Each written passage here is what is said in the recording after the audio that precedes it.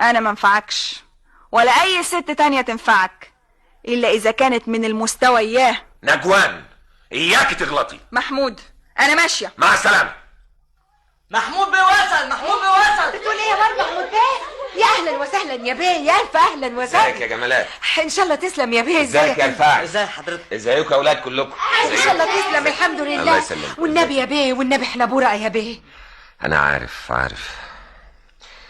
فين نعمة امال؟ في الارض هناك، بيقولوا المية قربت توصل، جاي ومعاك الخير. طيب يلا نروح هناك. امشي يا واد يا فهد، قول لخالتك ان محمود بيه جاي يا ولد. يا خالتي يا خالتي محمود بيه وصل.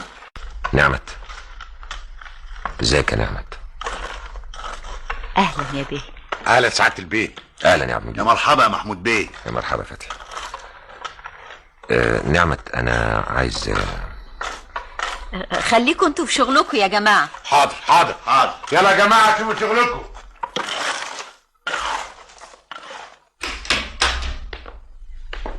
لا مؤاخذه يا بيه، بنخلص شغلنا. اتفضل. بيه ايه بس يا نعمة؟ ما هو احنا بقى على قد حالنا، لازم نعرف قيمتنا واحنا بنتكلم مع ناس ما احناش قد مقامهم. برضو انا جايلك عشان تقولي لي الكلام ده يا نعمة.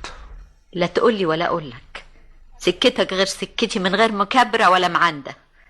اتفضل استلم ارضك لاني ماشيه. نعمة انا مقدر مشاعرك ومقدر حقك في الغضب، بس برضو ما كنتش متوقع منك كده، لاني دايما منتظر منك التسامح. تجرحني ومستني مني اسامح؟ تفاجئني انك طلقتني وتعرف عليا واحده تانية وانك تقول سامح.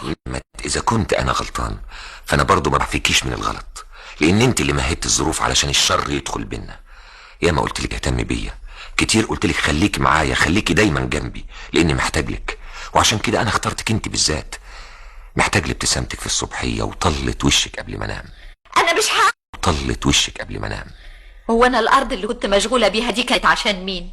ما هي عشانك. كان نفسي اهديك بهديه تعرف قيمتي بيه. انت قيمتك عندي مش في انك تهديني، انت قيمتك في شخصك. شخصي ايه يا سي محمود؟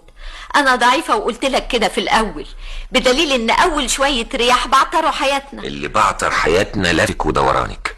لف ودوراني لما داري على اهلي، ما هو عشان اشرفك. والحمد لله، تعالى شوفهم دلوقتي شكلهم ايه. لما اخدوا فرصه بقوا بني ادمين كلهم خير، شالوا الهم كله وصابرين.